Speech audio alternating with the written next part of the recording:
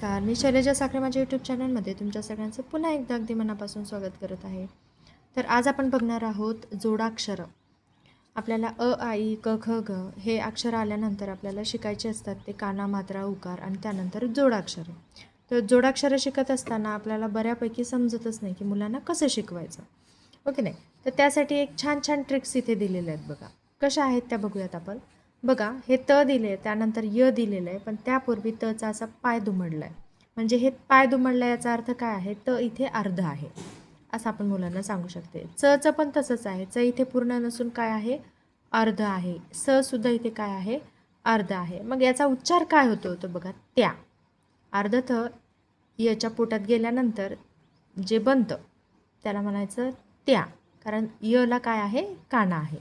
च्या आणि स्त बघा, हो त्या, आ त्या, पण त्या, मिरच्या, गावाच्या, नावाच्या, मस्तक, स्त, पुस्तक, जास्त. ओके, किती सोपं आणि सुटसुटीत पद्धतीने जोडाक्षरं आपल्याला इथे यांनी शिकवलेली आहेत. आता पुढे काय दिलेलं बघा, ह्या एका गोलामध्ये त्यांनी ल ला ल जोडलेलं आहे. अर्ध ल ल ला जोडून त्याला काना दिलेला आहे.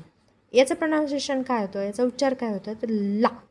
आधी मुलांना सांगायचं ला, आणि त्याच्या भोवती ही अशी एक एक एक एक एक एक अक्षरं दिलेली आहेत आणि सांगायचं काय, पहिलं अक्षर हे, त्यानंतर दुसरं, त्यानंतर पहिलं हे, त्यानंतर दुसरं, हा सिक्वेन्स करून एक शब्द बनतात, ओके नाही. अशा पद्धतीने हे जोडाक्षरसुद्धा त्यांच्या तोंडातून निघेल आणि हा शब्दसाठा पण वाढेल. चला मग बघूया. ह ला, की ला, बी ला, ड ला, खा ला, ग ला, प ला, स ला. आता आपल्याला मिळालेली शब्द कोणते ते व्यवस्थित बघूयात. यांनी पहिला जो शब्द झालेला आहे तयार तो दिलेला आहे सल्ला, हल्ला, किल्ला, बिल्ला, डल्ला, खाल्ला, गल्ला आणि पल्ला.